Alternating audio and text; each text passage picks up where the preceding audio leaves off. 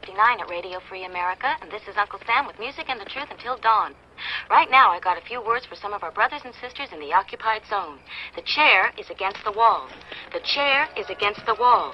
John has a long mustache. John has a long mustache. It's 12 o'clock, Americans, another day closer to victory. And for all of you out there on or behind the lines, this is your song.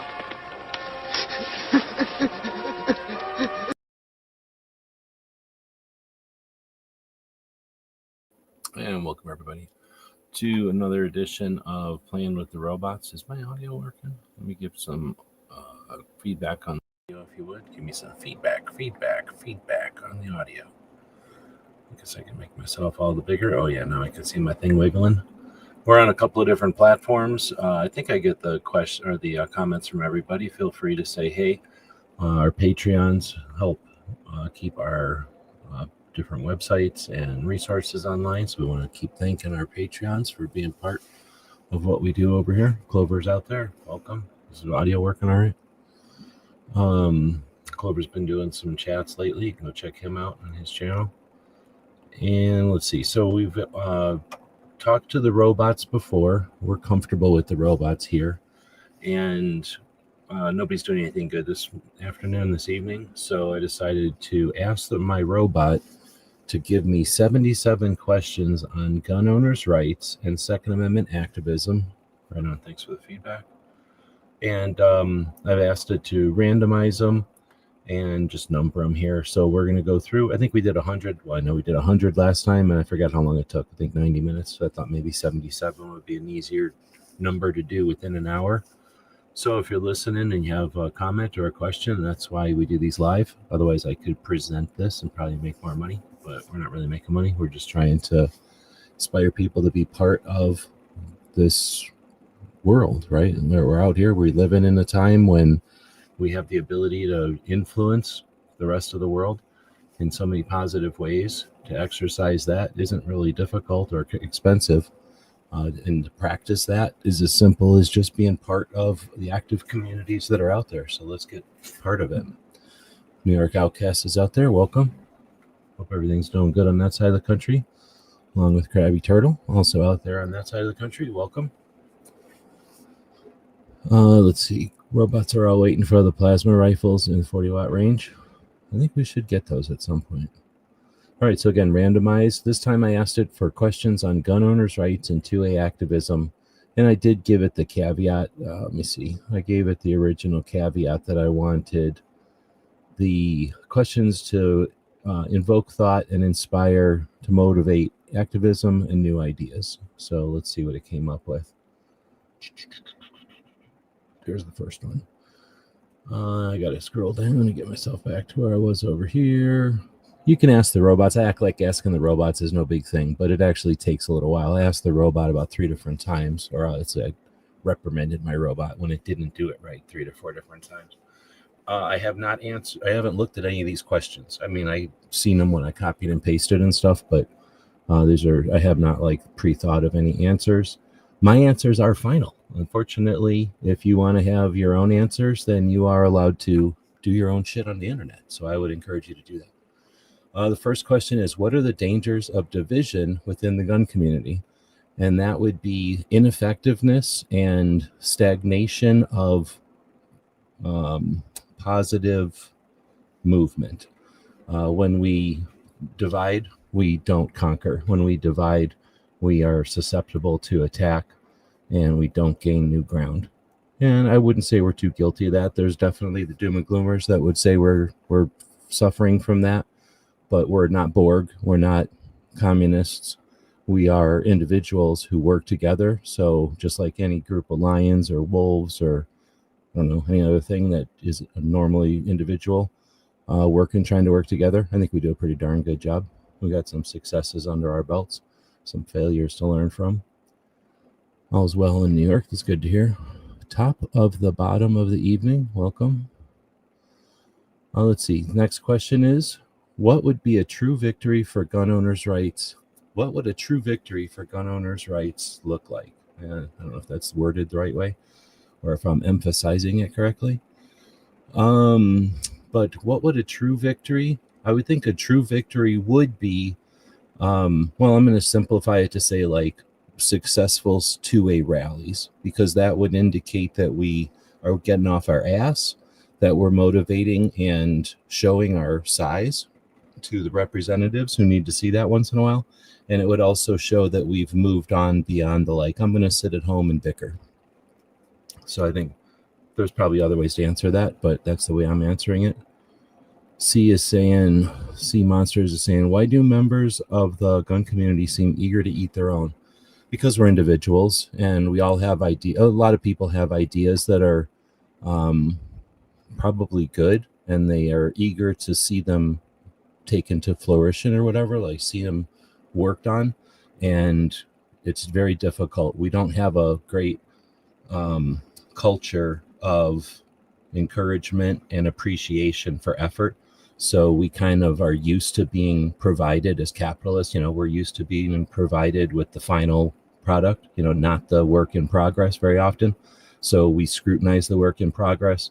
And because we don't foster individuals who bring stuff to the table and make them stronger through coaching and support, those people often leave when they get their first dose of kickback or, not encouragement. So it's a tough one. The attacks on Sig Sauer, in unawareness and looking for views, looking for the controversy. Clover's answer in there. I don't think eat their own is as common as one might think. The drama always gets the press. That's a good point. The what do they say? What do they say about the headlines or something? So what would a true victory look like? I think I said gun 2A rallies. And I could probably, again, these are to inspire other conversations. So feel free to, start a chat and have a conversation about how I'm wrong or how awesomely right I am on all these. The next question is number 3. I'm trying to get through these so we don't take more than an hour. How can grassroots support be more powerful than lobbying money? 29 states with constitutional carry, 50 states with concealed carry. There was absolutely only grassroots effort behind that, and there was powerful lobbying money against it. So that's my answer. We just have to do that over and over and over, which we've kind of done over and over and over. Question number 4 is, should the 2A movement push for repeals or just defend against new law? Both. Easy answer, robot. See how the robot tried to trick us up and create a position that is an either or, which is fake? Clover saying we got the numbers, but no one breaks off any support. Let's see. So next question is number 5. Why should activists also be educators? Actually, I'm gonna pull a hard stop on that. We fuck ourselves up with educators, I think, too much. I don't have a problem with educators. The credential and everything is great. A lot of people will make fun of the people who chase after certificates by going to a lot of training classes because they appreciate maybe instruction or learning the nuances of the different styles and techniques. I don't think anybody complains too much when somebody learns like taekwondo and jiu-jitsu and judo and karate.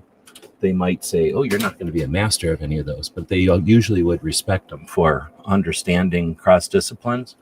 With guns, for whatever reason, people that hate training like to foster the idea that there's a problem with chasing diplomas or certificates. But there's also, nobody ever talks about it very often. Maybe they talk about it inside the educators circles, but there's educators, there's instructors who chase instruction, whatever that's called, licenses or whatever, and they become addicted to it. So why should activists also be educators? I think educators can be activists all they want, and activists can be educators all they want.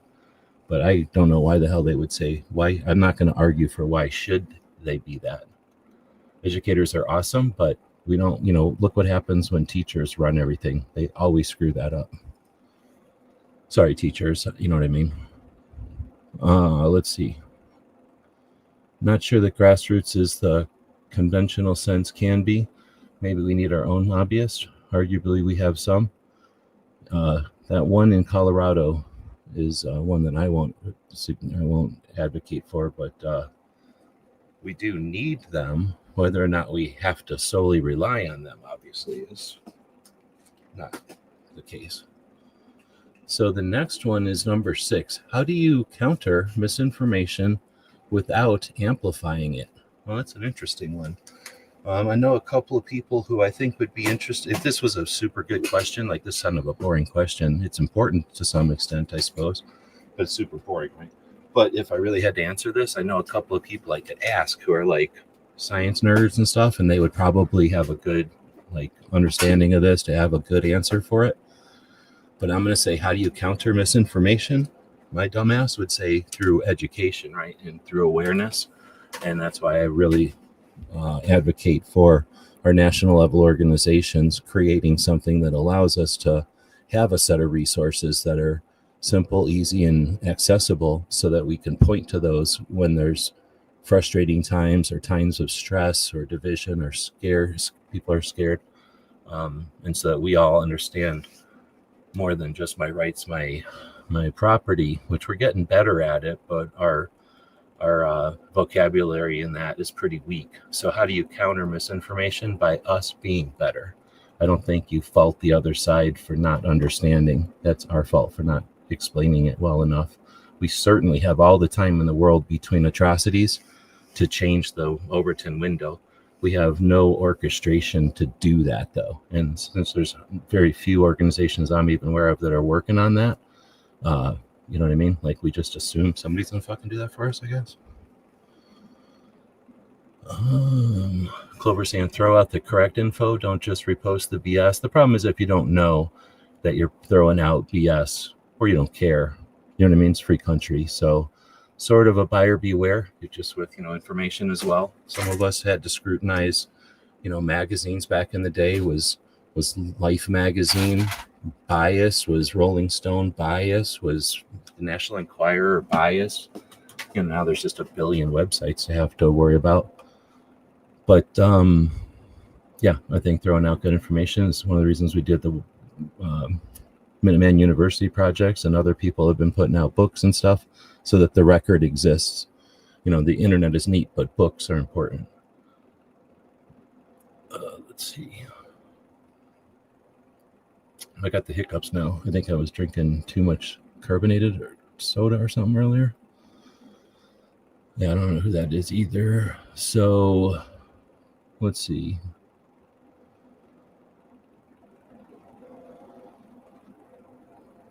Well-known person. Okay, so I guess I'm not missing anything. The next one is number 7.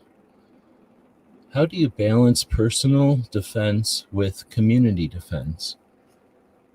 That's an interesting one. I don't know if this has to do with Second Amendment activism or gun owners' rights, but how do you balance personal defense? By understanding that it goes, you, your family, your community, and then your state, and then your country or something. So, just being able to work with another person in your family is a good idea. And once you can work with somebody in another person in your family, or a good close friend or a neighbor, then that means you can work with another person, and then you too can work with 2 other people, and guess what? Now you're a community working together. It's pretty simple, but that's my answer to it. I don't know if that's the best answer. I think that one could be could be a long answer. Oh, I didn't put that one on the screen. I'll try to put this on the screen. This one's number 8. I'm trying to do 77, so I'm whipping through these. Oh, I guess I could also kind of look and see. I'm way behind because I'm at like 15 minutes and I'm only on question number 8. What are the most important Supreme Court cases that shape Second Amendment rights? That's a stupid question. We all know what they are. If you don't know what they are, how about this? If you don't know what they are, if you can't answer that question in your head, then maybe that's an indication that that's something to go figure out. It's definitely out there. You can ask a robot and they'll just tell you. But there's really not that many. Off the top of our heads, there's the 1934, then there's the 1986, and then that's it. There's the 1986, and then that's really it. And then you get Bruin and all the good stuff. So there's 2 bad ones, and then all the good stuff.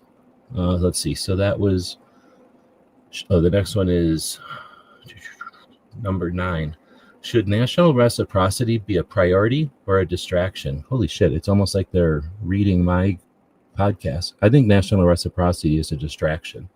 The way you have national reciprocity is by having all the states leave you alone, and then the federal government doesn't gain any new authority or ability to regulate the states in any way at all. So I'm not a fan of national reciprocity. I'm okay, I guess, with it, Sort of like when people say permitless carry. It's a lame way of doing it. It's like, if you want to pee sitting down, I don't care. You're allowed to pee sitting down, but you don't have to if you don't want to. So I'm not going to call it permitless carry, and I'm not going to be an advocate of national reciprocity. Not when we have finite resources. I'd rather get rid of the NFA or something useful. Getting rid of the NFA isn't just so we have toys. Getting rid of the NFA is so that there's full auto machine guns all over the place, suppressors all over the place, and people realize really fast that criminals don't want to use any of that shit, because those are all useless for crime, really. Well, they're great for deterring crime, but they're useless for crime. So once you get rid of the NFA, I think there's going to be a realization, or at least we'll have the opportunity to shine the mirror out there and say, see, just like we've already seen a million times over with constitutional carry and concealed carry, there's always the cry alarm that, gun owners are going to be a problem. So anyway, so how do you stay motivated?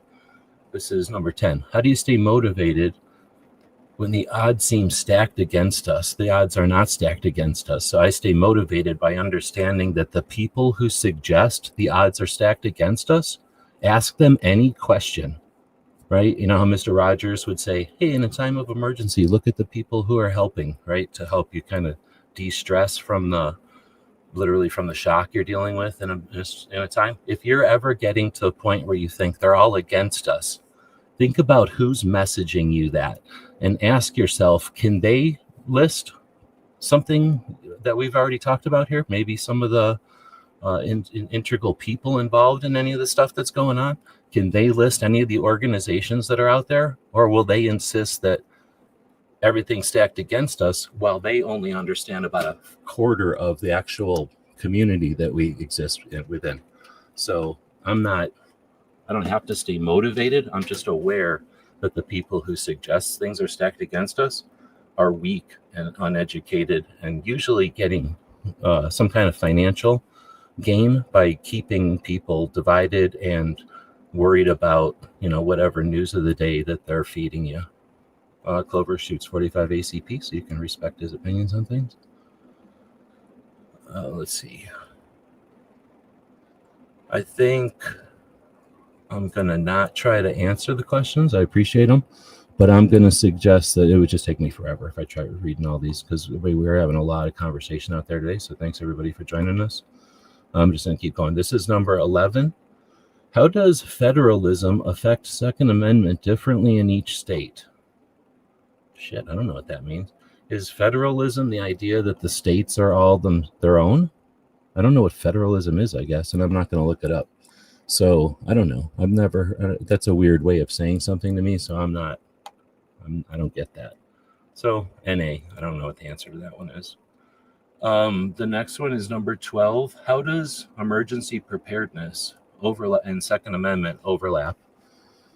By being a gun owner, you have taken a step in your understanding that you're willing to take responsibility, and you for the aftermath, or you're willing to take responsibility to learn and carry something. You're willing to take responsibility of the physical burden of carrying the dumb gun around and worrying about it all the time.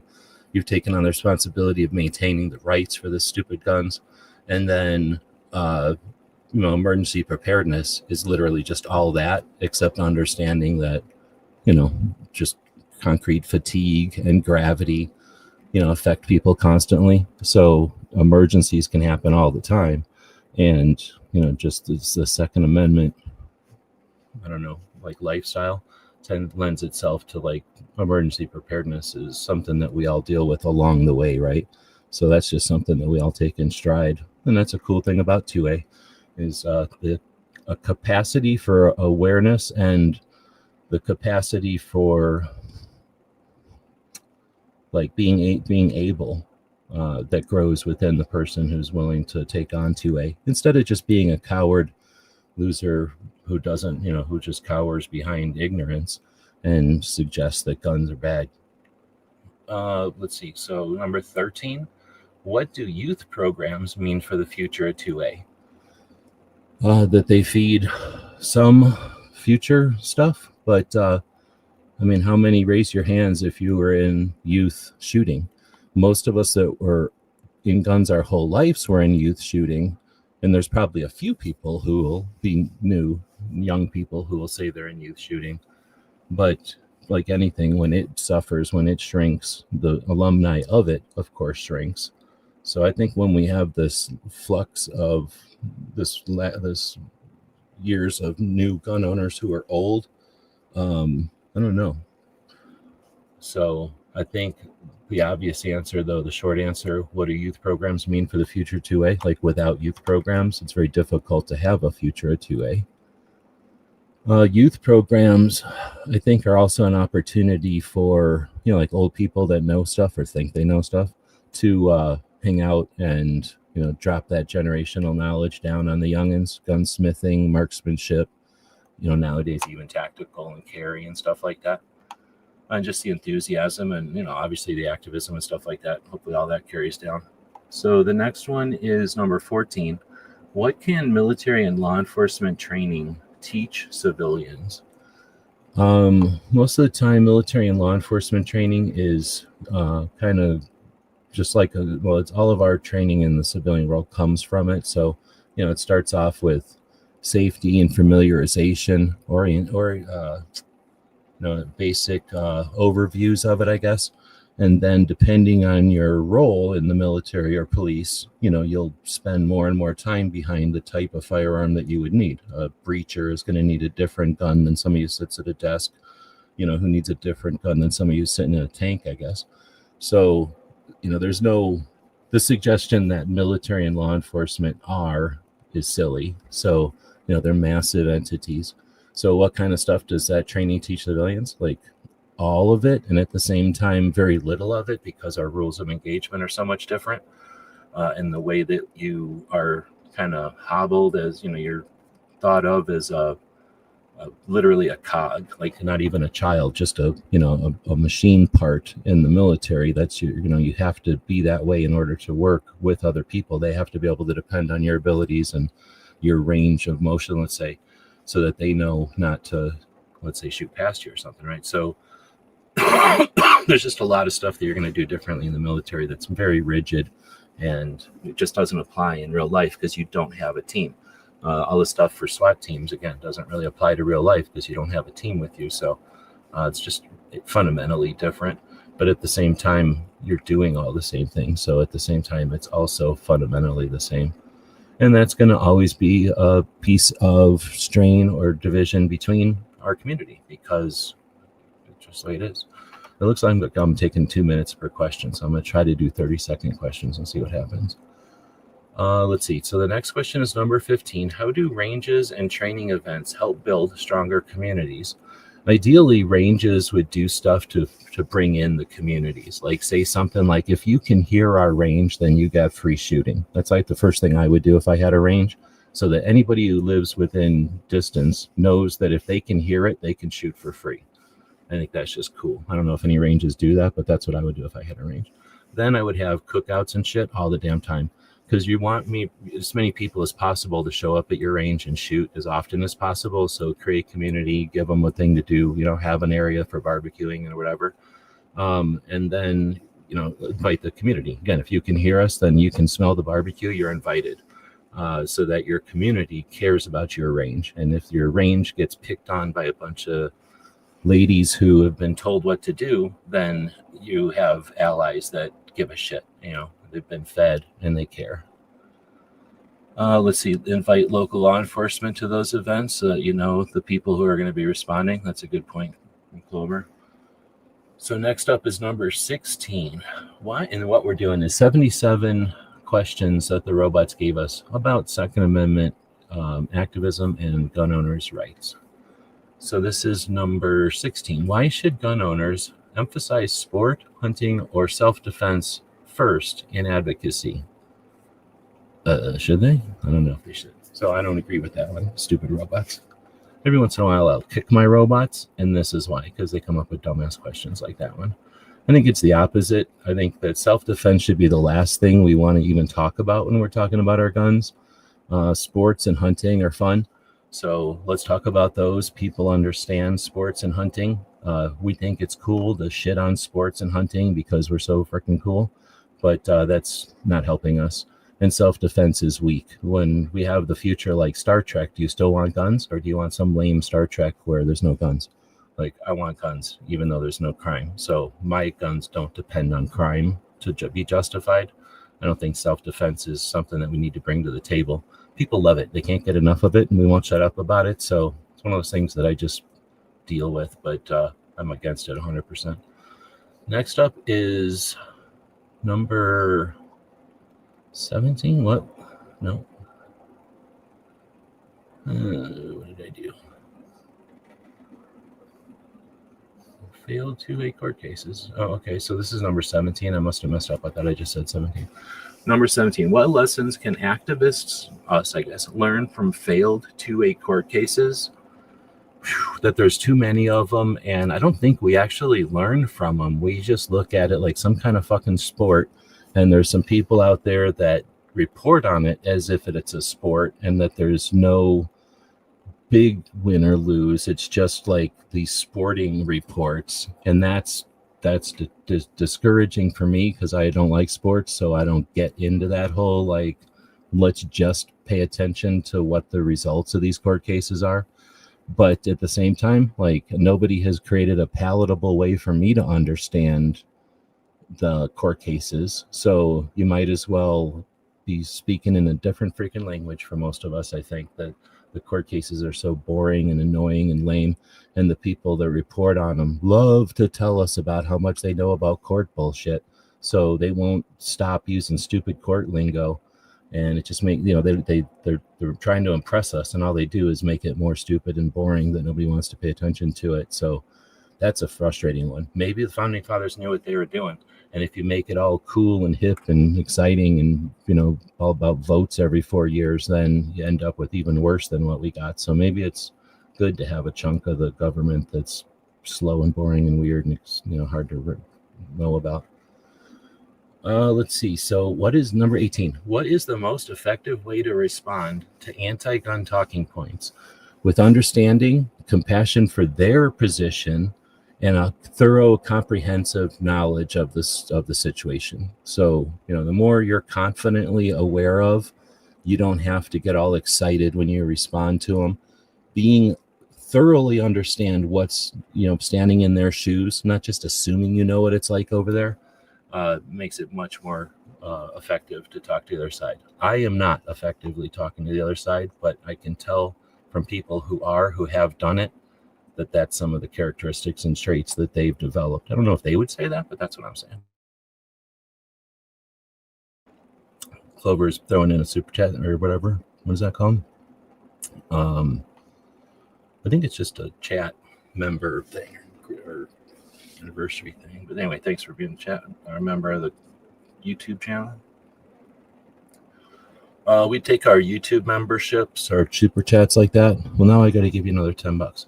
But we take our YouTube earnings, our winnings on YouTube, all the riches that we get from YouTube, as well as the Patreons, and that's what we keep the websites up with. It's a couple $100 a month, maybe $300-400 a month, also in to keep the websites going. So we do appreciate the people who are Patreons, and we do that by saying thanks. And now we're going to say thanks with heaps and heaps of riches and rewards, because we're like that now. So thanks, Clover, for that. Let's see. What was the last one? This one. It was 19. This is number 19 out of 77, so I'm not doing well. Well, I'm not doing too bad. I'm at 19 with 30 minutes. I'm a little bit behind. Maybe I'm, a minute and a half per question now? So number 19, I think this is a good one. How do you define the difference between a privilege and a right? Oh, no, this is lame. I thought it was going to be different.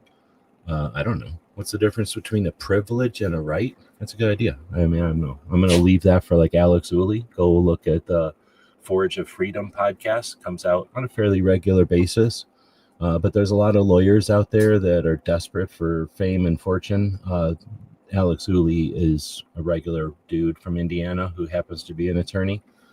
We did find out the difference between lawyer and attorney.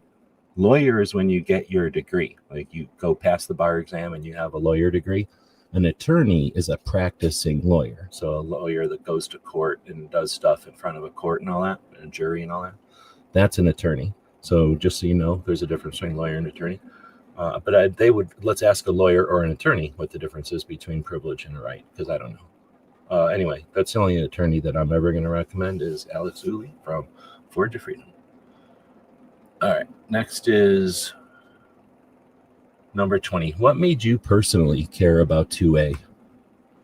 Probably my grandparents' generation and then my parents' generation, because we grew up before there was an internet. And, back in those days, you would talk to your relatives and shit, and like family stories would come down. And so I understood, let's see, I forget how it went. My grandparents were the first grandparents. No, they were the first grandchildren. No, is that one? Were the first children? I don't know. However long it goes back, whenever my everybody in my family all came here at the same time with everybody, and after World War I, I guess, probably. So, when everybody came here from Europe. So, those generations, they came over here and spoke a different language. They all seem to have gotten married and figured out where they're going to live, started speaking English, and made sure that their kids could speak English. And that would be my grandparents, I guess.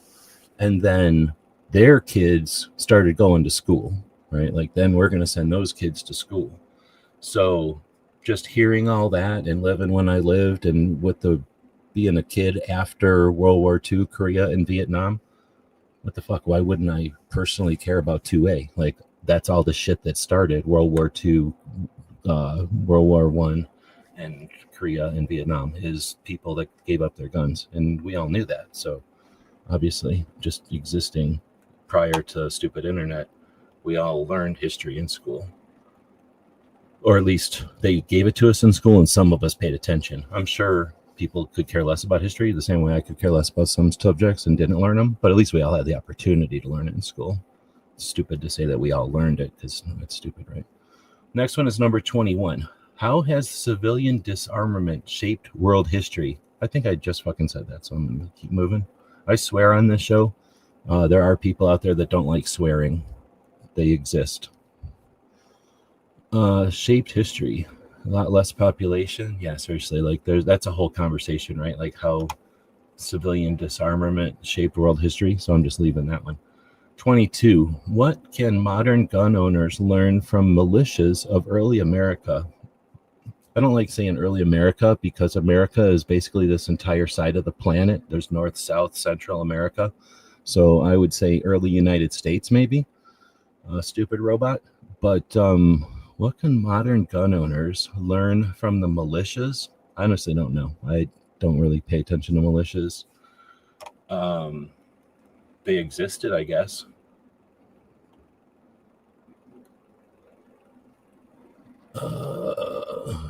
Then we have, who inspired you the most in this movement? Charles Heller. So there's Dick Heller in DC, and that's the guy with the Heller decision and all that. Charles Heller is a dude out here in Arizona that lives down the street from me. And he's one of the 4 or 5 guys that created the Arizona Citizens Defense League. And I've known him forever because he's been in the local Tucson gun shop community in promoting the gun shops on the radio ever since I've been around Tucson. And he helped inspire me to even do what I was doing online back in like 97 whenever I first started playing around on the internet. And I wanted to be like Charles, except on the internet, and then help him on the internet, right? So I would say Charles Heller.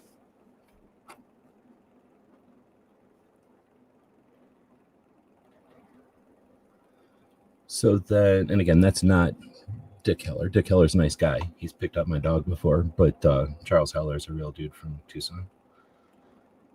Let's see. Should 2A activists embrace or reject smart gun technology? Reject it. Stupid ass shit. Next is, what moment made you realize rights could be lost? I don't know. Whenever I woke up to the fact that people were being, I think whenever we were little, people were being killed in Vietnam every night, I think. So I probably osmosisly learned some shit there. And then, it was 4 and 5 and 6 and 7 when the war was ending, probably. So pretty sure we all knew pretty good what happens when you don't got rights no more. Like, we're not idiots. And we're not unique. I mean, World War II, they figured that out. Like, World War I, they figured that out. The 140 years of the Indian Wars, they figured that shit out. Like, it depends on who you pick as they. But we've been learning that lesson for a long, long, long time. That's a dumb question. The next one is 27.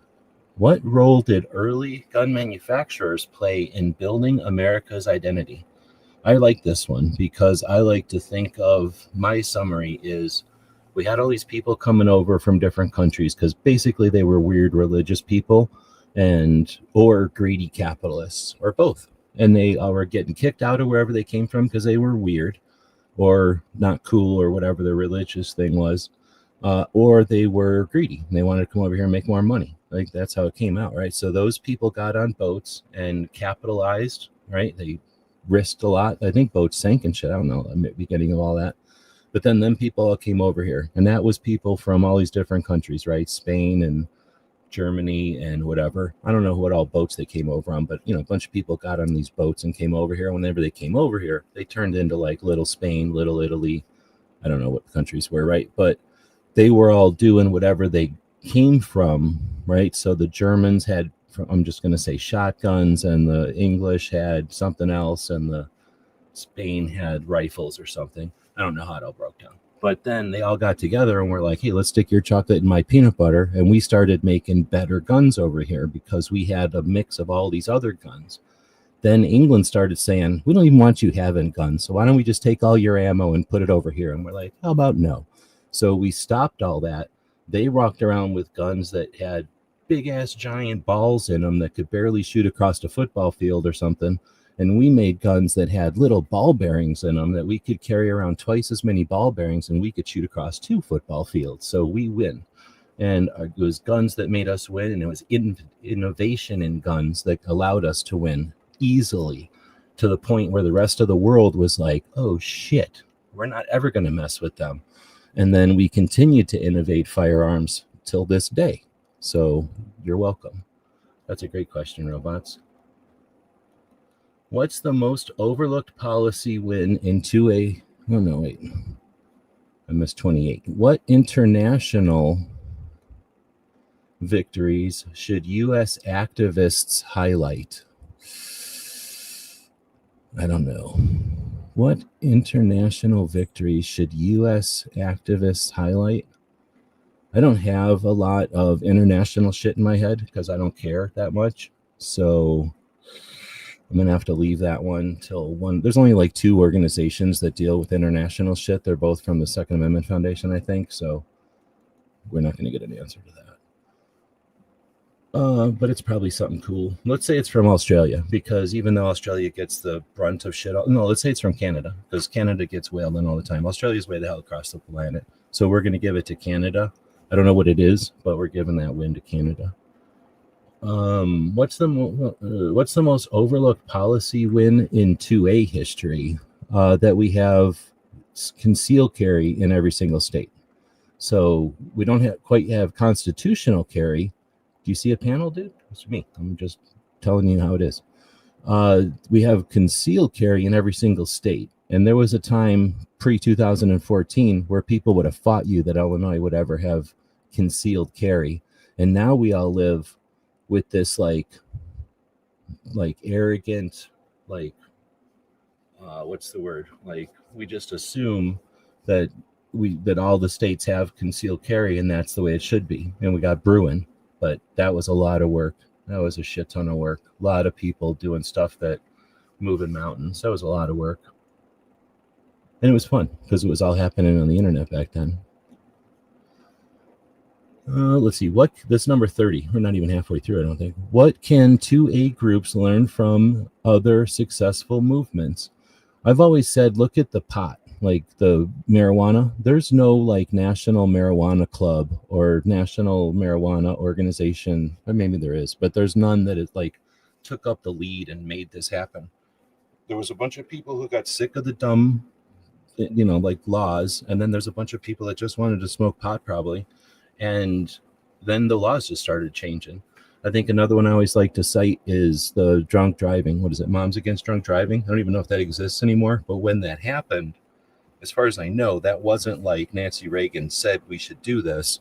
It was a bunch of moms that said something needs to be done. And I'm sick of waiting for Nancy Reagan to say what we're supposed to do. So that kind of shit was pretty cool. And if we can learn that kind of motivation and success, yeah. And they motivated pot smokers. Yeah, exactly. Like people that have all the interest in the world to just sit there. Well, they probably like to gather, right? You have big pot get together rallies or something. But yeah, their inclination is surrounding Doritos. So that was another stupid one, robots. Number 31, how do Heller and Bruin affect everyday gun ownership? I'll let some loser channel blab on about that because it's obvious. Let's see. Number 32. Why does the United States stand apart in protecting gun ownership? Because we know what we have to lose. Other countries have lost it so long ago that they don't understand what's really at stake, to what they've lost, and they don't know how to get something back that they never had. Other countries, what are you going to do? Like, they don't get to hide from this. They come from either being like subservient to a king or queen, which is dumbass.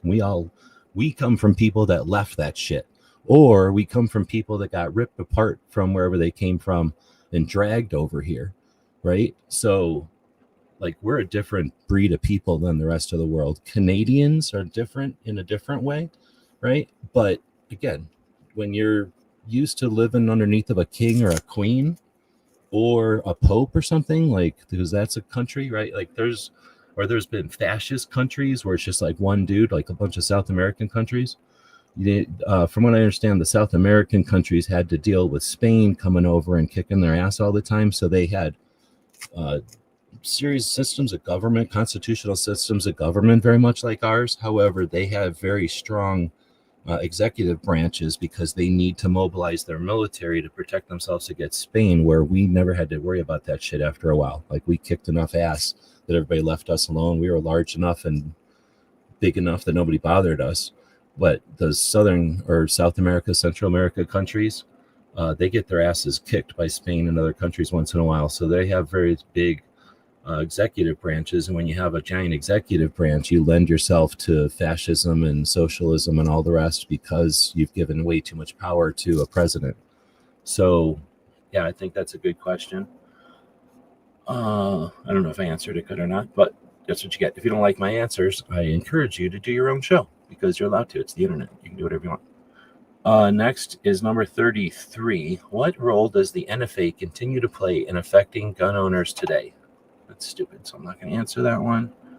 That's how we get further ahead. 34, by not answering dumbass questions. 34 is, how can the gun community be more inclusive without losing its roots? I don't know what the hell that's supposed to infer, since everyone has had the ability to carry a gun since the beginning of time. There's been laws that prevented certain segments of our community, our country, from carrying a gun, but that's a weird ass question. I'm not answering it. I refuse to answer it because it gives credit to a dumbass question. Czechoslovakia has decent rights as well as Switzerland. I wouldn't disagree with that. Let's see. So the next one is number 35. I think we're getting close to the middle. How does the right to bear arms connect with the duty to be responsible? Well, if you're carrying a gun around, you don't want to shoot your own foot off. And luckily, other people exist in the world. So if you're worrying about not shooting your own foot off, no one else gets shot either. Dumbass robot. It's a weird ass question. That's like the question an anti-gun asshole would give you, right? Like, it's like, when did you stop beating your wife kind of question. Like that so I don't know, that whatever that question is, that's like an unanswerable question, because it implies, like, no matter how you answer it, you implicate yourself for something that you didn't do. Like, they totally staged it. I don't know, there's a word for that. Let's see. So the number 37. What is the role of gun culture in preserving freedom? I don't know. Is it just asking dumbass questions? Like, to me, that seems like a dumbass question. The role of gun culture in because when you're free, you're an individual, and individuals don't have groupthink, and they don't allow one leader to think for them very long, and they get discouraged and change leaders every 4 years. So by giving us the fundamental individualism, we exercise that in our world. How about that? Next is this is a good one. Number 37. How does the rise of drones and surveillance affect gun owners? So drones, don't think of quad drones. Think of drones that can linger. That means they can think of a big ass glider type of drone with really big wings. So there's lots of surface to catch air, and that can go really slow. And then that's also a lot of surface area to put solar panels on. So now you have these really big flat solar panels that are made out of foam or something. So they're very lightweight. And then you have just a minimal motor on there to just tug it along a little bit so that it can stay up above the weather perhaps, and just linger up there for days and days and months and months. Think of that kind of drone. Don't think of the dumbass drone that only flies for 20 minutes. So when we're talking surveillance, we're talking about giant drones that sit up in the air and have cameras on them and never have to come down, or very rarely have to come down. How does that affect gun owners? By getting rid of the dumbass crime that happens probably, and also eliminating some of the potential for really dangerous shit, so they can leave us the fuck alone because they're so worried about us all the time. It incorrectly, right? Like, so hopefully that'll get people to calm the hell down, be less worried about stuff that doesn't need to be worried about. Let's see, that was the rise of drones one. Next is 38. How do we prepare for future legislative attacks before they come? By being capable, being educated and aware, and then working together, and not by just blindly being members of organizations. That has never worked for us. Everybody loves to get behind how bad the NRA was as they walk into the fucking GOA doing the exact same shit as the NRA. They talk about how bad the NRA was because of how much money it made. It made $300 million a year, almost $500 million a year at one point. While there's an organization out there that makes $64 million a month, and nobody gives them any extra obligation to be watching out for us, because they don't do shit except pocket that. They don't do shit with that except pocket that. So how do we prepare for future legislative attacks? We get better and we work together, and then they don't come after us. But honestly, if we change the awareness and understanding of guns in society, if we move that Overton window to where people understand guns and their actual danger in society, which is very little, they don't come after us ever, because there's nowhere to gain ground. They'll only gain ground with dumbass idiots who are paid, and there's not that many of them. Right now, they sway those people in the middle. Once we take them off the table, we're done. So how do we prepare for a future? We educate people.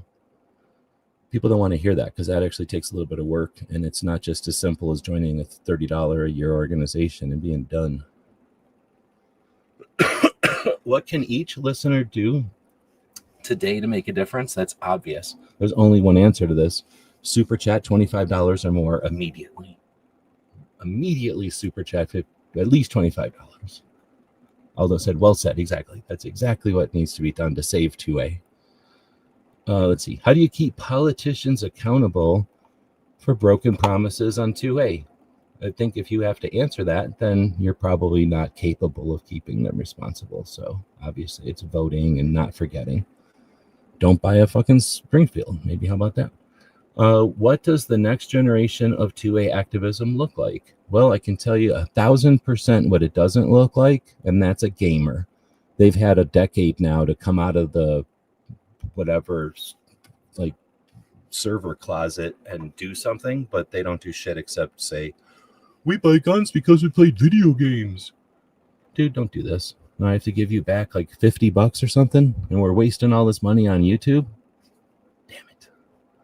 But thanks for the super chat, I guess, even though I owed Clover money now. So it doesn't make any sense for him to be super chatting me. He's obviously got too much money. Let's see. So what does the next generation of 2A activism look like? Girls. That's it. Just girls. They're going to win. They're going to do it all for us. So you could all just sit down and go back to worrying about whatever grip angle the hell you want, because girls are going to finish it for us. Now, you're not going to like the guns that they come up with, but they'll win and they'll take over the guns. Because they're all going to be lame 9mm thin guns. Let's see. So next will be 42, which is the most important question. What do you think is the biggest missed opportunity in current activism? Well, there's a couple that I'm going to bring to mind. Is the first thing, I guess, is the fact that we don't encourage and create and coach and enable activism. We wait for activists to come along and then judge and degrade them and challenge them and face them off with each other, and we're just weird about it. So we don't think of ourselves as activists. We don't encourage each other to be activists, and we don't enough. I mean, not ever, obviously, but enough. And we don't have, again, there's a national level organization that brings in, like whatever I said, $24 to $64 million a month or something. All you got to do is look at how many members they have and how much it costs to be a member, and do the math. I keep forgetting what it is, but millions and millions and millions and millions and millions and millions and millions and millions of dollars. But nobody wants to teach us how to just end this shit. Seems stupid. Seems like it's almost a scam.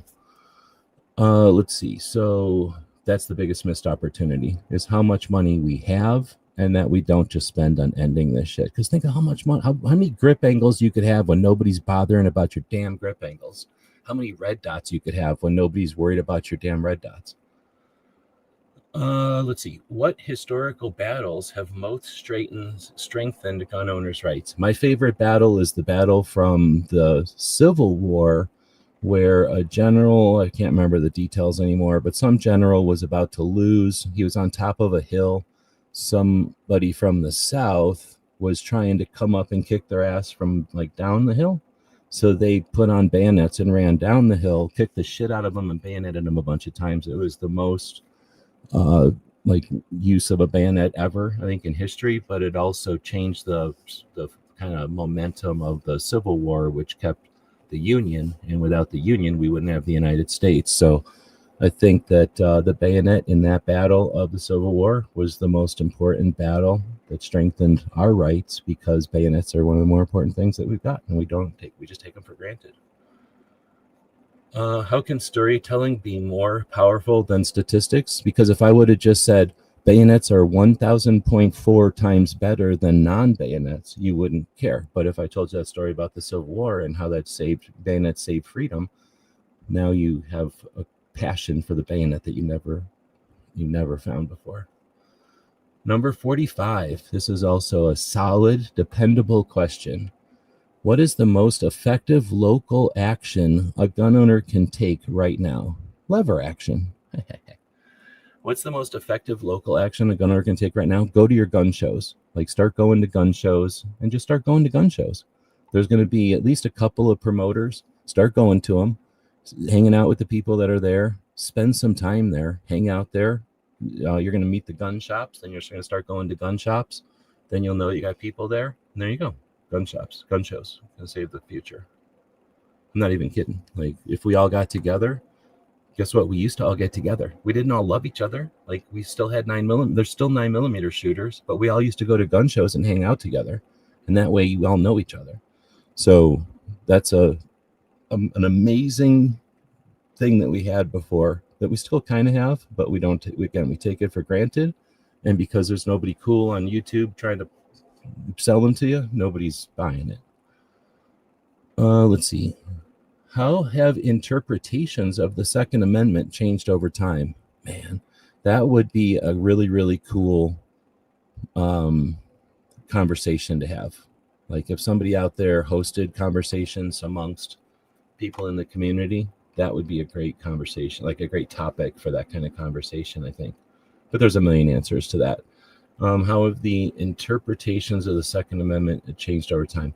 I guess I was thinking more like culturally, but if they're talking about like in court, like legally, now it's super boring. And I don't even know if I'd want to, I changed my mind. I do not think I'd want to listen to a bunch of quote unquote experts talk about that because I think that would be super boring. But I would only listen to Stephen Holbrook on this, and that's it, period. Just go listen to Stephen Holbrook. Everybody else is a bunch of hype on this particular subject. All right, so that was 46. Now we're on 47.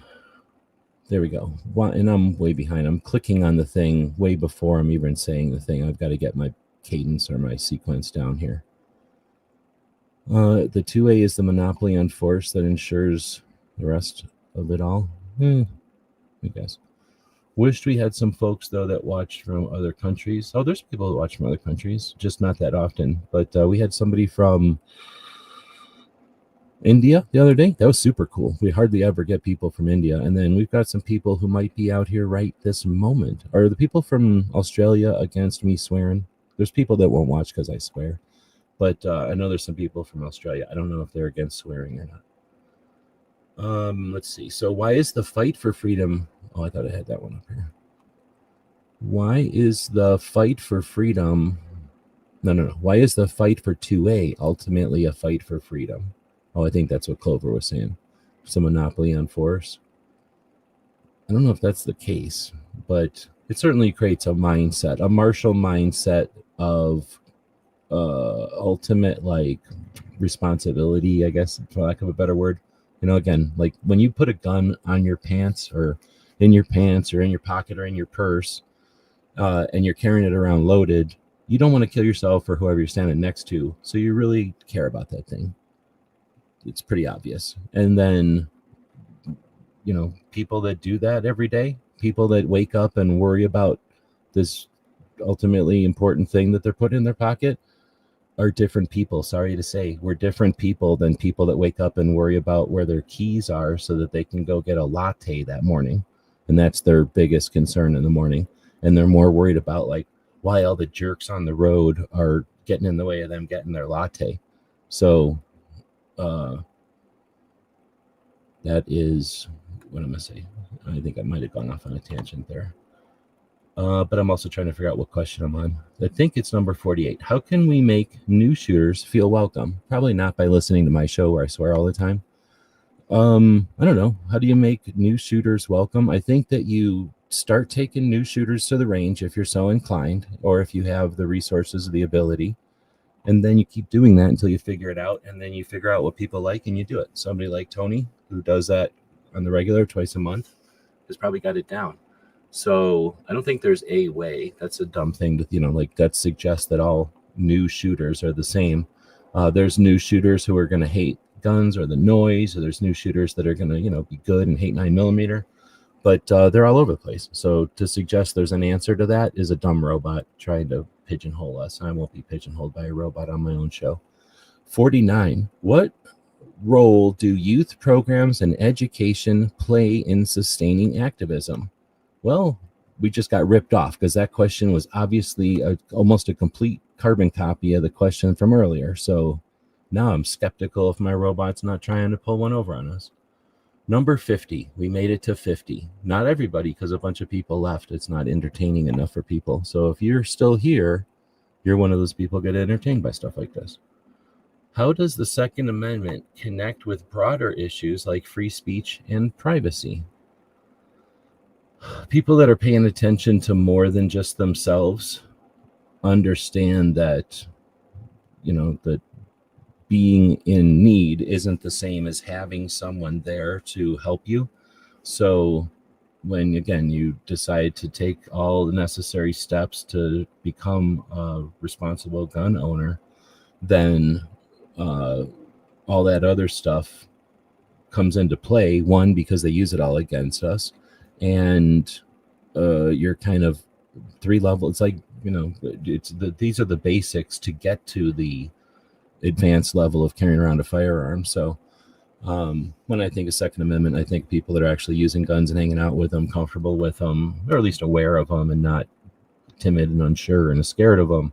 So I think, again, once you become competent with something that for maybe some people at some point they thought was a dangerous thing, and once they become competent with it, they understand it's simply a potentially dangerous thing, like so many other things in our lives. Again, you're going to be competent with those other issues. I don't know if that's the best answer, but I'm putting it out there. Pat and the Bunkers out there, welcome. Hope everything's doing good up there. Like that yellow truck I seen. I don't know if I seen that on Instagram or YouTube the other day. Square body. Let's see, number 51. How do you ensure the Second Amendment lasts another 250 years? 45 ACP. We're done. 45 ACP. Invest in 45 ACP, and we'll be here for another 250 years. Easy, or more, way more. What is a grassroots? Why is grassroots? This is number 52. Why is grassroots support essential in an environment dominated by big donors? Is there big donors that I'm missing? Where's the big donors? On the other side, maybe. Why is grassroots support essential? Because we don't want to be at the whim of people who are helping us, or the whim of people who are, will we support you, right? Like, as long as you're in line, we'll devote money to supporting you, or as long as you don't do what we don't think is cool. So grassroots is, again, I think the militia equivalent of activism. Like, it's bringing people who are capable together for a task when it's necessary, with the understanding they're going to disperse and not have obligation really to each other than being fellow, citizens type of thing. So I think it's unfortunately it's not sold to us that way. It's not packaged that way, but it's obviously like the First Amendment version of a militia, right? Is what grassroots support is. And we're also capitalists. For some reason, again, because I guess we're susceptible to the brainwashing messaging or whatever or just tradition or whatever it is. As capitalists, we have this weird aversion to supporting each other financially. And it's effing weird. As somebody who's been on the both sides of financially supporting things over the internet, the power there is incredible. And I know that the reason that they don't want us to realize that power is because what the hell are we going to do with it when we have that, once we realize what kind of power we've got? But there's been a few times where we've raised insane amounts of money for stupid shit. And there's been times when we've raised decent amount of money for important shit. But again, we don't have organizations that want to see that money raised for, XYZ. They want to see that money raised as long as they get a good chunk of it. And it's bullshit, but it's capitalism. And until we wake up, we won't get past that. All right, number 52, number 53. How should activists, thanks, Pat, for the super chat, by the way. Thank you. I wish I could get up to Thunder on the Prairie. You guys are going to have some fun, it sounds like. Up in Nebraska this weekend, a bunch of people from gun channels are showing up.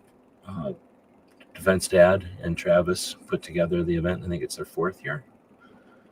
So why should activists, I'm looking at the right one. Why should activists how should activists balance being defensive versus offensive in messaging? Is there any point in being offensive in messaging as activists? So you balance it by never being offensive, I think. I mean, you might not realize you're offensive. Hopefully we can put each other in check, right, when we're being weird in front of people. But I'm sure I've been weird. I think I might have been weird in front of people before. But on the other hand, I'm not for censoring. If the world can't handle gun owners being weird, then fuck them. Because guess what? Gun owners are weird. We're normal, but guess what? Everybody's weird. So if they expect us to be some sort of level of not human, perfect, fuck them. Like, they don't get to make up stupid ass rules. Then I don't think they should ever be able to laugh in a car. You know what I mean? Like, stupid. Oh, am I misunderstanding? I take offense to that.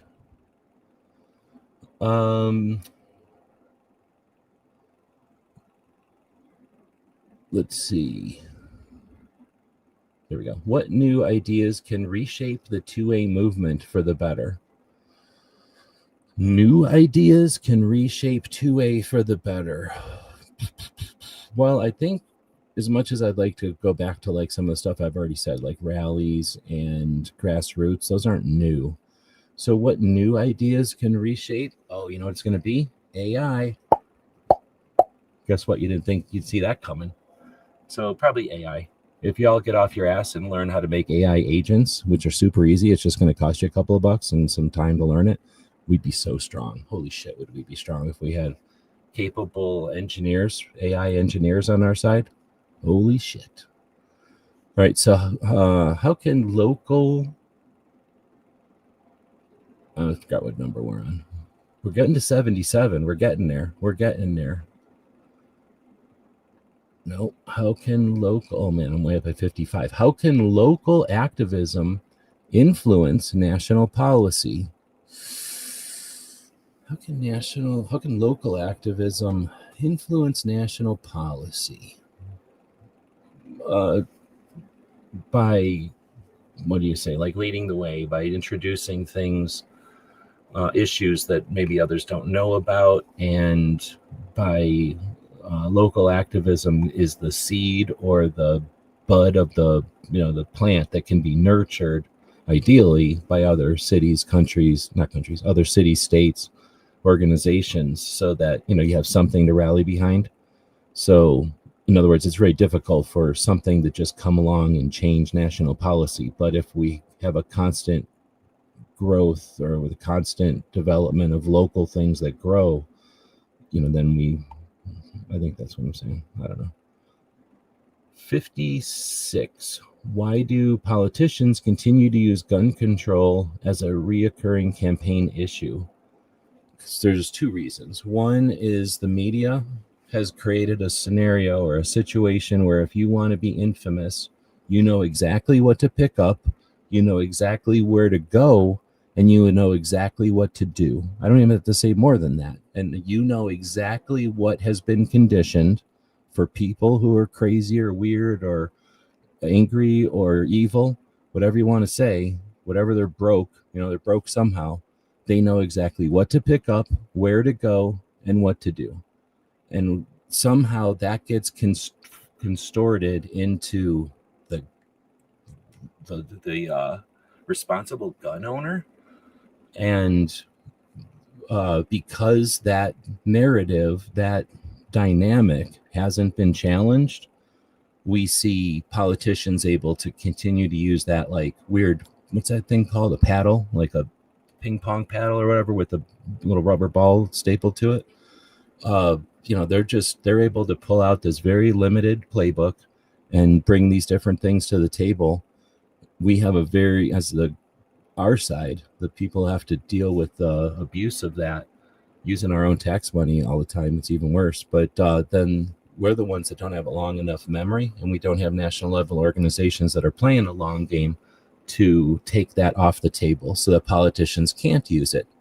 And it's very difficult to suggest that they're not doing that because they get a bunch of money from this back and forth bullshit game that gets played between the politicians and us as a group of people without great representation who are seeing this as a major issue. Or if you just watched the gun rights policy conference for any length of time and you ask somebody who is a mover and shaker, so to speak, what's the most important thing? They're all going to say Supreme Court shit. Guess what? They're all lawyers who do Supreme Court shit. So why the hell would they ever say, let's change the Overton window? Let's do massive social campaigns to make awareness and understanding of guns in society so that the fucking people in the middle leave us alone. Because none of them are sociologists. No, none of them are media people. None of them can do that. So none of them are going to suggest we should do that. It's weak.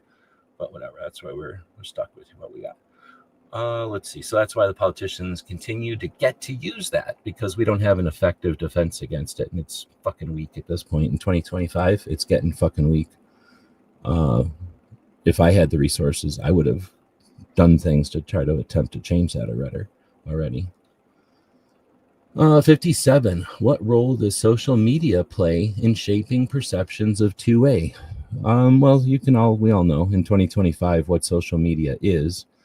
We all have decided how much effort we're going to put into it to be as successful as we want to be. But I think if you take a look to the left and to the right, you're going to see somebody in this chat that either has a shit ton more subs than you or a shit ton less subs than you. And I don't care whatever you want to use as metrics, but there's somebody bigger than you and somebody littler than you. And social media allows us to all work together. And it's very difficult for them to come at us when we've got so many feet on the ground. It's like a giant game of tug of war, and they can never come at us. It's like the equivalent of the behind every blade of grass, there's somebody on the internet, right? Like there's just difficult for them to come at us, and we know it. We own all these media platforms. We're here. So what role does it play? It's the battleground. It's one of the places that we have the quote unquote battles or the challenges. And it's also where we really lose a lot because we do too much on these platforms. I should be doing this I do it on Rumble and X and here on YouTube, but I could be doing it on my own website somewhere. But I'd probably have about the same amount of people joining, right? But you don't get big doing it on your own platform, so we don't value independent platforms very rarely. I mean, very often. We do occasionally. You guys are up doing all kinds of questions. I don't mean to be missing them or anything. I'm not dismissing the questions. Like I said, I'm just never going to get to all 77. I was trying to do it in an hour, but maybe in 90 minutes now. But if somebody's listening to this, if I make this a podcast or something, go watch the YouTube channel. And there's been there's been a lot of participation in the text chat tonight. So thanks everybody for joining in, and especially for the super chats. Much appreciated. Like I say, it's not like, we're desperate for cash, but that money does go towards the servers and the software that keeps the websites up. So I do appreciate that. Let's see. The next one is number 58. How can activists prevent burnout in the long fight for rights? That's a great question, and one that I believe heavily. I really believe that this should be addressed by national level organizations. I ask this question a lot when gun rights policy comes around, because the Gun Rights Policy Conference is really the only thing that happens, the only event that happens each year that's solely focused on our rights and getting together to protect what rights exist. So the other events that happen can bring activists together, but usually we're all trying to make a dollar. So we're not paying attention. We don't have the luxury of just sitting around talking about activism. The Gun Rights Policy Conference is the only place we can do that. That being said, it's super frustrating having watched the Gun Rights Policy Conference for, I guess, 10 years now, pretty intensely. Although I've been watching it since 2000, but I've really been watching it since 2015, intensely. And go back and watch. I mean, if there was a way for us to just flip through the different years easily, I could show you in the audience the people that are gone, that came around and left, either came around and died, because a lot of us are super old, or then there's always, the unfortunate things that take people, but, or leave, they just get sick of it. They're not invited back. They would never come back, even if they were. They ran out of money. They ran out of ambition. They finished their fight, right? Like that does happen. So there's that. But so the question is, how can activists prevent burnout in the long fight? Understanding it's a long fight, not getting into it, not putting on the activist pants or jacket or hat or whatever it is, the outfit, without understanding all that. Like if you become a cop in 2025 and you think you're going to be the one that has a happy family, you're going to be the cop that can go do all the horrible, devastating, atrocious, unfathomable things that cops have to see almost every shift, and then come home and just lead a normal family life. Like, you know what I mean? If you really think that in 2025, then sure, be a 2A activist. There's no problem. It's super easy. But no, it's reality, right? Like we all have some amount of time. So how do you prevent burnout yourself? Understanding this, that you're going to be able to pull on the rope. You're not going to be able to put out the rope. You're definitely not going to be able to decide when to pull on the rope. I mean, you can choose to pull on the rope when everybody else is. There's that. But most of the time when you really want to pull on the rope, or you feel it's a great time to pull on the rope, you're going to find out real fast as an activist that most people are just there to talk. Most people are too busy. And, there's only a few people that are going to grab that rope with you.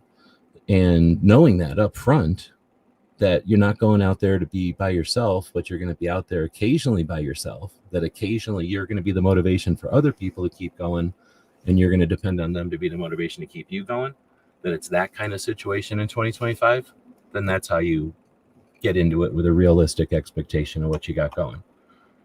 I think that's the best question, even though it's our answer, which is really long. All right. Been watching for 15 years now. Right on. It'd be cool once the robots can go summarize our... Well, no, they can't. I was going to say, I used to be fairly confident, I guess, because I never thought about YouTube becoming whatever they're called now, assholes, basically, and deleting all our shit. But when I figured it would be neat when the internet would get to the point where the robots, the AIs, we call them now, but I just figured the brains would get, the robot brains would get smart enough that they could just have the internet at their recollection. And then that would be neat to, for example, kind of fast forward through or get like a summary of, for example, an entire YouTube channel's lifespan, because I probably will die at some point. And when that happens, the channel will end more than likely, and then it'll have a beginning and an end, right? So it'd be neat to eventually that'll probably happen to all of us, unless you're robots. That's how you're going to know who the robots are, because there's robots out there. Don't act like there's not robots out there. You'll know who the robots are because their channels are like 200 years old and they're still look like they're middle-aged or whatever. But aside from them, the cyborgs, I guess, technically, it'll be interesting how the world is going to think of YouTube channels, or at least online projects, once they've done their whole trajectory. Like, it's kind of like a series on TV, that existed, like going back and thinking about Cheers, or something that'll never come back again. If they do, it'll be some rip-off shitty remake of it. But whatever, that's probably getting into too much for a chat about robot questions. Why is training as important as ownership? Well, think of a guitar, or think of a car. If you just buy a car and get the keys and get in it, unless you've seen a lot of movies, and that actually, by watching a movie, you're training yourself, right? So if you literally come from some space planet where they don't have cars, and you bought a car and sat in it, there's no way you're going to know to jam the key in anywhere, or like how to push the pedals. So, you buy a guitar, good luck. Like, you might understand that you're supposed to wiggle your fingers on the strings, but you're not going to make no music anytime soon until you get some training. So that's why training is important as ownership on everything.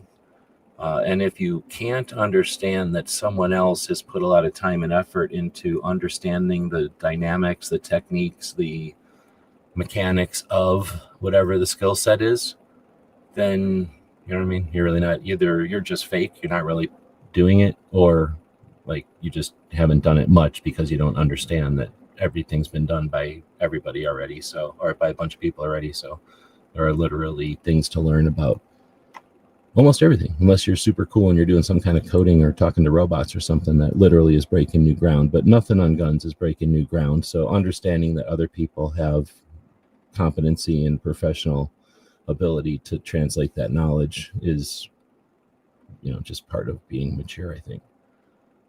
Let's see. So next is number 60. Number 60. What can we learn from countries with no Second Amendment protections? That there's no free lunch, and that you are not guaranteed them, and that if a government who hates you wants to take a right from you, they will.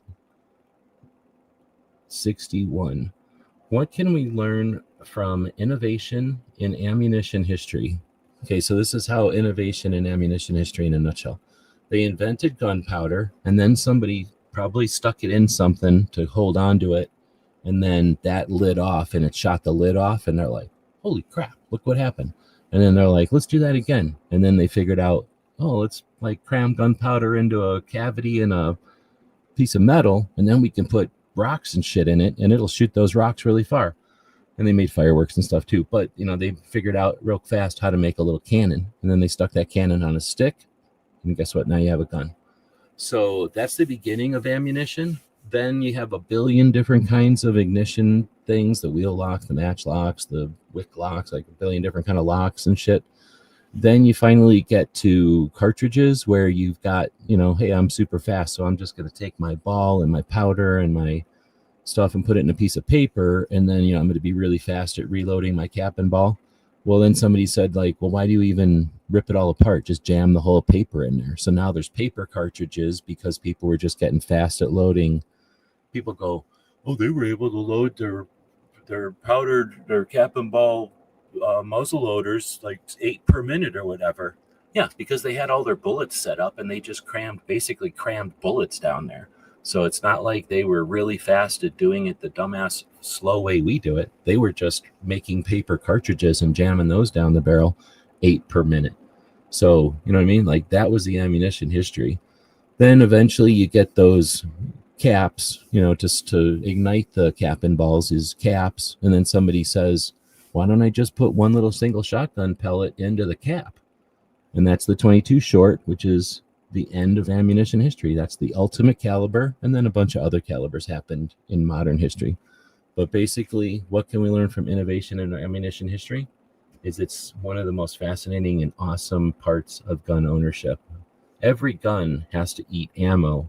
So for every gun, almost every caliber, there's multiple factories and multiple types.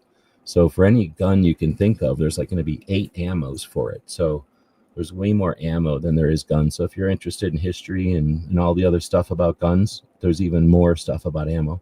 Ammo gets into chemistry.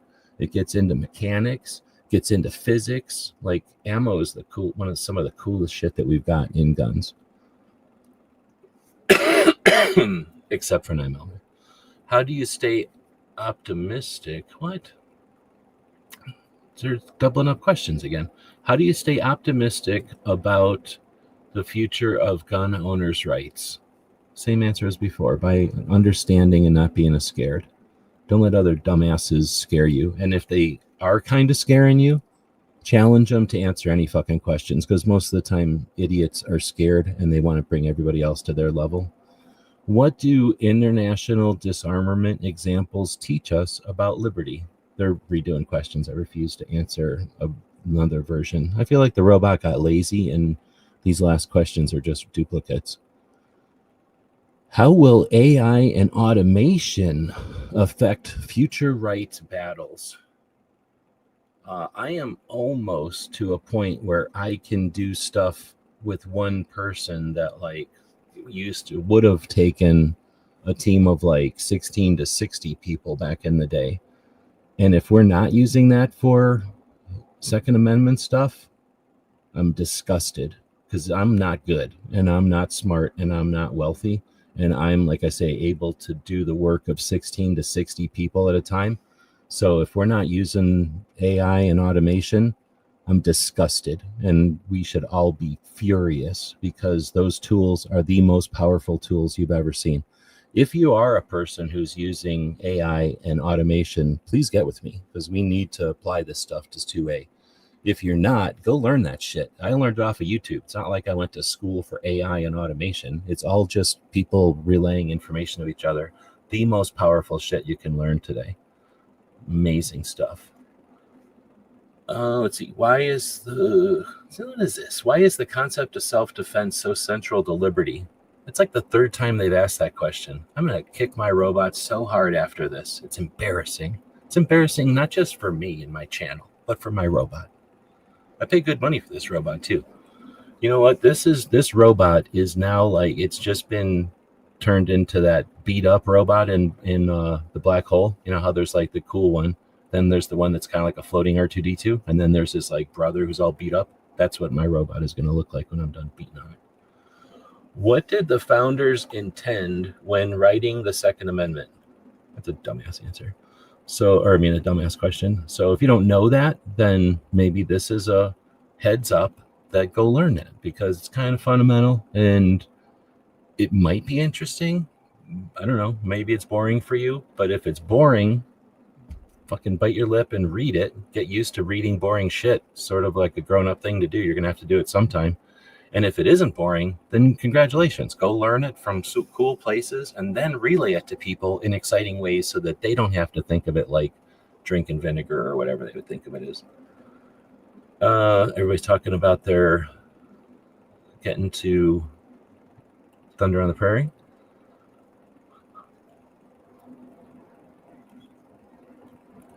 Not wealthy either. I took computer science and EE. So I use a bit of AI on stuff.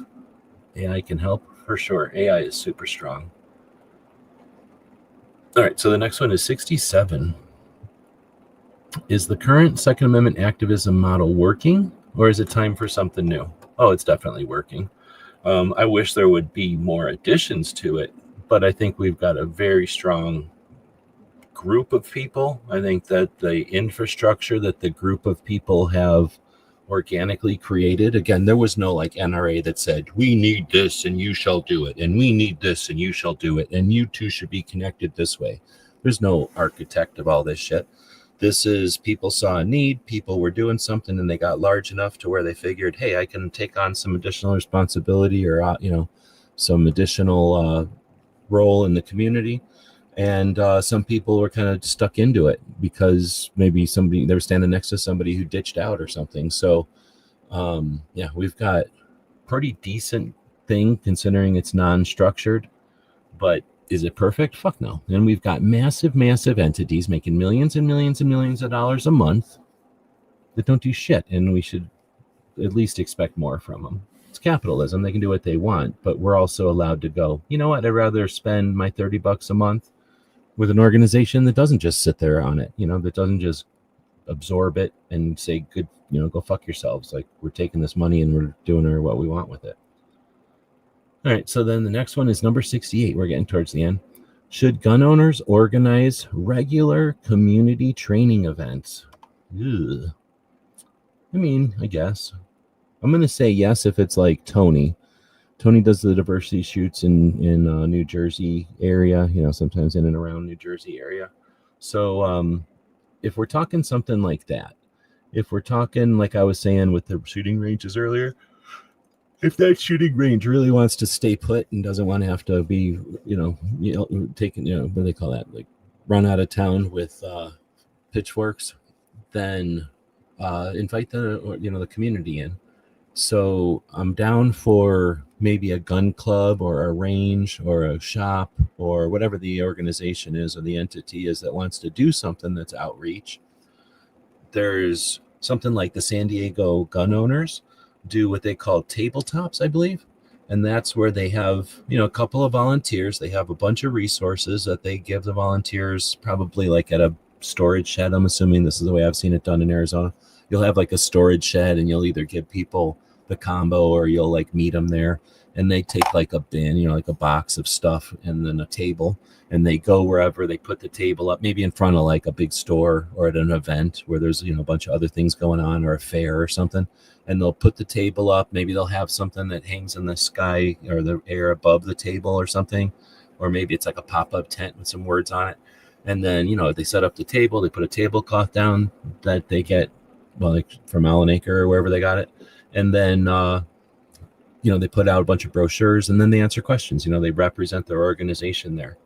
So if we're talking that kind of thing, yeah, that's outreach, awareness, being part of the community, being visible as gun owners, giving other gun owners a place to hang out. If the event they show, let's say they show up at like some event and everybody thought they were going to get fresh fruit there. And it turns out it's all potted plants. So everybody's like, oh, this is nice, but it's not what I thought it was going to be. Oh, but there's a gun owners rights organization I can go hang out with. You know what I mean? Win, win, win. So for that, yeah. If it means like some kind of community training like what Maj is doing, I don't think that needs to be done. No, I don't care. I mean, I'm not going to care if somebody wants to organize that. I just don't know if that's going to sway minds. I think the way Maj is doing it in Philly, or he basically does it as an individual, I think that's a lot more effective for now, only because we don't know of effective things to say or to present that are going to sway massive amount of people. We haven't done it enough yet. So I really think individual or small groups is the way we get started. And once again, we've got like experts on small groups, then we get the experts together and say, is there a way to create like some community level thing?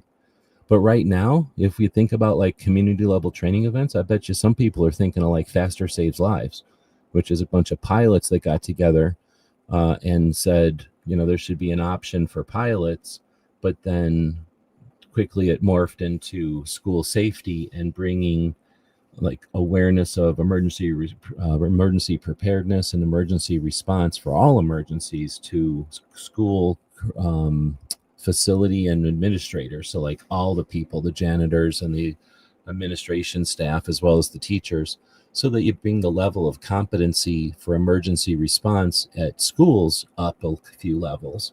So if you're talking something like that, I'm okay with that because it's kind of like a stop the bleed class, I guess, stop the bleed. But goes back to that, like my aversion to writing the self-defense thing all the time, that we don't need to live in fear of crime, and guns are not some talisman that like crime ends because we have guns. Because when crime ends, I still want my guns. All right. How does crime is going to end when people leave each other alone. Like crime isn't going to end because somebody has a better gun. Crime's going to end when people don't need to fight each other for stupid shit and they leave each other alone. We can see that happen in Star Trek. We know that the future is going to be like that. I still want guns. So there's no way I'm going to defend my right to own guns, anything to do with self-defense. That's a happy, just like hunting. It's like a happy extra thing I get from it, but that's not the only reason I want it. And you don't get to say that's my justification for having it. I know a lot of people are going to fight me on that, but I don't care. How does this number 69, so no snickering, how does technology like 3D printing change the debate about gun rights? Because a bunch of scared people and a bunch of very ignorant people are now ignorant about guns and 3D printing, so they suspect, they think that whatever the worst thing they've ever seen in a movie comes out of a 3D printer, like pulling out ramen noodles out of a microwave. So again, misunderstanding and unawareness. So it just doubles down on that. Now you've got, throw AI in there, and people would be just as unaware. But you mean shit, you could put in 3D rendering models of software, and you could pick a million things that people aren't familiar with, because there's honestly very few things that we are all familiar with. I never thought about it that way. All right, number 70. 7 more questions left. Thanks everybody who's been sticking around. We've actually had quite a few people hanging out for a good chunk of this, I suspect, based on the comments and stuff. So thanks for that. And give me some feedback if it's worth doing this. This is the second time I've done this. This one lasts a little bit longer than I wanted, but it's kind of interesting. I do find it interesting to hear or to discover the questions or whatever I guess these are that the robots came up with. Some of them have been really good. A couple of them have been okay, and then I'd say as many of them that were good were also really bad. So these were definitely a mix. So number 70, what can activists learn from restrictive? Come on, again, it's just asking me the same damn question in a different way. Stupid robots. Thanks, Pat. All right, so are there global allies for American, so United States, Second Amendment activism? Hell yeah, Canada, boom. The fact that we don't champion Canada is criminal.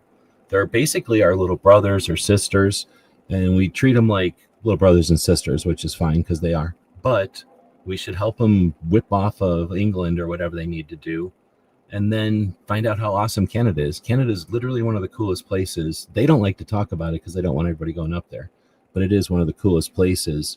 And again, like there's an artificial division between us because of one, they speak French and that's their problem. They cause that. But then two, they're weird and they drink milk weird and stuff. So they do weird things, and that's their fault. They cause all those problems. But we could there's maybe 1 or 2 things that the United States could do differently. But there are big allies. Mexico, same thing. Like the fact that we have poor relations with Mexico is both of our faults, and it's stupid. It's like the dumbest thing ever. We'd be so powerful as the American continent, because they always call us America all the damn time. Be like, okay, cool. How about we just take all of America then, and y'all can be Europe? or whatever the hell you want to call yourselves over there, and we'll be America. And we just all teamed up over here from top to bottom. We just, this hemisphere, you know what I'm saying? Just saying, we'd be pretty powerful. Nobody would be able to fuck with us. But for some reason, we don't want to work together. It's because of soccer. I blame sports. If they would shut up about soccer and make it football or whatever the words are, we'd be fine, right? And then there's also that weird game where they put the stick on their hand and throw balls at each other, like in Miami Vice. I blame that sport also. If those sports didn't exist that kept us divided, then the whole Americas would be united and it would be beautiful. You know, we would all like guns together. 72, we're getting close. Why is language choice, like gun owners' rights versus gun rights, important? Because we think we're so good, but then we like to go, oh, you're a jerk because you said clip and magazine are different, and I can say what I want because of free speech. And then we go over to the other side and go, you didn't say assault rifle the right way that I want to hear you say assault gun, and you said assault rifle. And then we go, gun rights, as if fucking inanimate objects have rights. So I don't know, like we have the gun rights policy conference. I think amazing. It would be an awesome thing to see them change that to call it the gun owners rights policy conference, so that it becomes more useful, or I guess more common to say it. But yeah, why is language choice important? Because we expect people to listen to us as either authorities or experts in our field.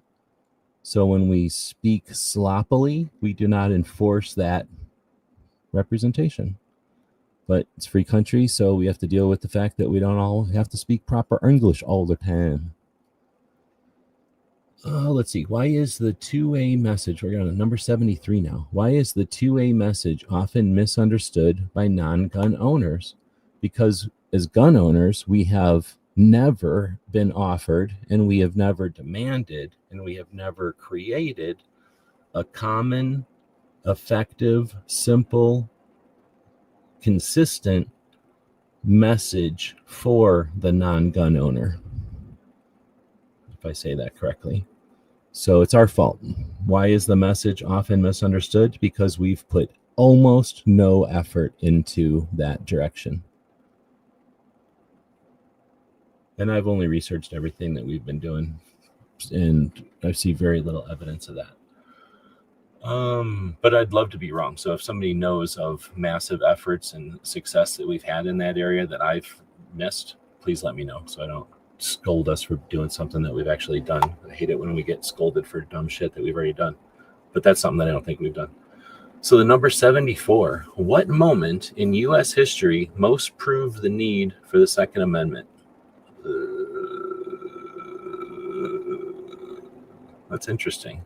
Do I have an answer for that one? I don't know if I have an answer for that one.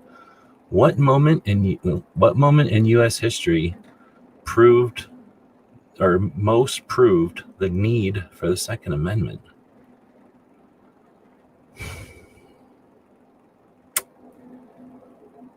I guess, what can't I think of? Let me go find the dang town.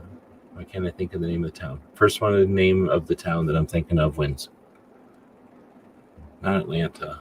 Athens. Athens. Close. I'm pretty sure that's what Pat was thinking, though. Pretty sure I'm with Pat. Battle of Athens. And that was I think that was probably but nah, shit, I don't know. You know what? What moment in U.S. history most proved the need for the Second Amendment would be when somebody's fucking house was about to be burned down and they walked outside with a shotgun and a bunch of racist fuckers left. It's just not in the history book. But every single time that happened, that.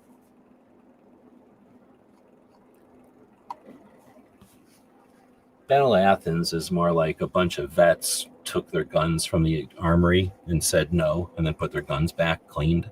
So that was cool, but it was at the Second Amendment. They're taking their guns from the armory. You know what I mean? So I hear you. That was my first inclination, but no, I think it's everybody that's ever walked outside with a shotgun to protect their family and walked back inside after. Let's see. So next is 75. How has technology changed the gun rights conversation? 3D printing, the internet. I mean, I could go on AI, obviously, and other things, but probably the internet and 3D printing are the two biggest, I think. But man, I could probably be wrong on that because of phones. You know what I mean? Like phones are pretty big. What did Gary say that Pat's agreeing with? Oh, Lexington and Concord. That's a pretty big one. All right, now we're on to 76, the second to the last one. We're almost done for everybody who's been sitting through all this. How can we make the 2A message resonate with younger generations? The video games. The video games. By making the younger generation wake the fuck up and, just giving them some challenge and some responsibility and reward that responsibility with the even greater responsibility of a gun. So take little kids shooting, show them cool guns. I can't imagine being a little kid today. Like there's so many cool guns.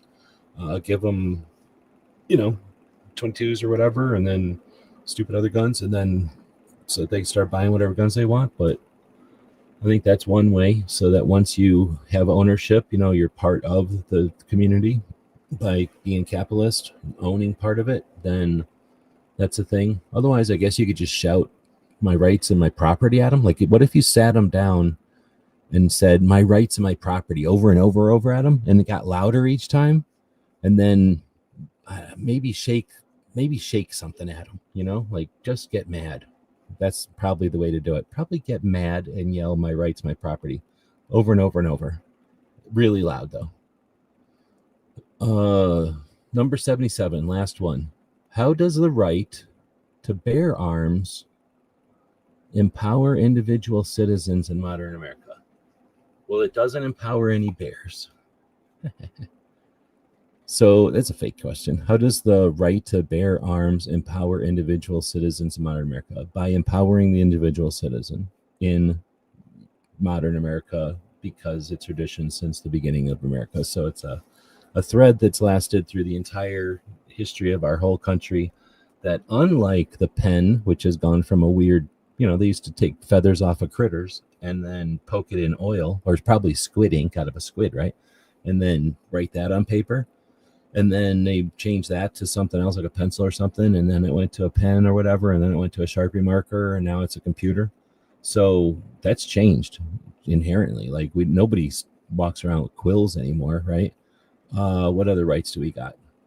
Pretty much all the other ones have modernized. So I think the right to, or the firearm has been one of those things that while it has modernized, in a lot of ways, it's still old ass tech. It's old chemistry, it's old physics, it's old mechanics.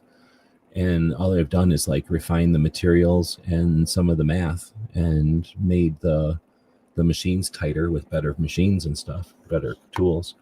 But yeah, I think there's a lot to that question. At the same time, it's a boring question because it's kind of the question we all kind of know. And we all understand, we all respect, and we all cherish the answer to that question. So it's kind of unstated because it's universally understood. At least I hope. I think. I know. So, all right. So with that, I think we'll wrap it up. Thanks everybody again for watching. Definitely thanks to Super Chats. I don't even know if I can go back because of the way the StreamYard that I'm working works. I think maybe it goes back to all of them. Oh, you know what? They share them. So thank you very much, StreamYard. Clover did a member thing, and then he threw in $10, and then he threw in $25 because he's crazy. And then Pat threw $10 at us. So appreciate that. Like I say, that's not quite a whole server for a month, but that's a big chunk of software that keeps this stuff running. And every once in a while, I'll play with something new or buy a new robot or something. And at some point, I'll actually have enough free time again to start to make apps and robot applications for Second Amendment stuff. And the people that are Patreons and members and super chatting are the capitalists who are funding that. So I do appreciate that. And I offer you the thanks that the respect to the capital a capitalist would give another for venture capitaling, putting money into the potential of what we can get done. All right, with that, thanks everybody else for joining us. And Army Rangers won that one. What are we talking about? Oh, you're talking about the thing in Seattle or whatever. I thought the Rangers were doing something. So with that, we will end it. And I don't remember if I'm going to set an outro on here. Oh, you know what? Patriot in the Dark got his channel taken away. And that's bullshit. I think he does. Well, I know he does have a new one coming, but, we all often don't think about that kind of stuff when people lose a channel. We talk about new channels all the time because the person is there with the new channel. But when when the absence of a person, you might not even have thought about it until I mentioned something that you're like, the lack of Patriots posts.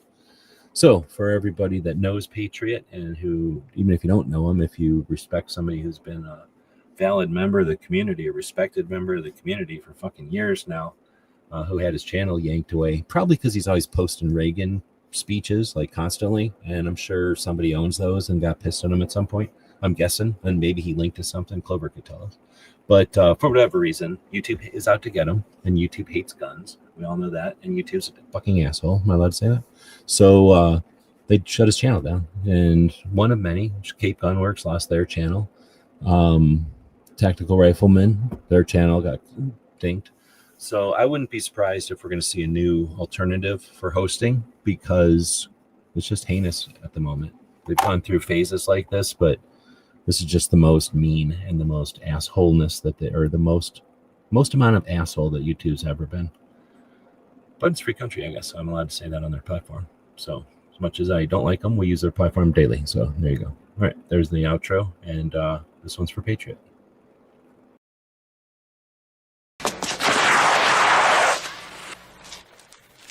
Shit.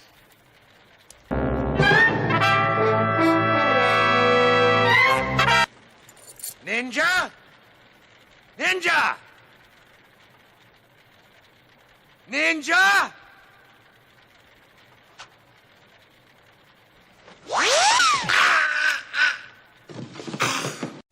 It's 11:59 at Radio Free America, and this is Uncle Sam with music and the truth until dawn. Right now, I got a few words for some of our brothers and sisters in the occupied zone. The chair is against the wall. The chair is against the wall. John has a long mustache. John has a long mustache. It's 12 o'clock, Americans, another day closer to victory. And for all of you out there on or behind the lines, this is your song.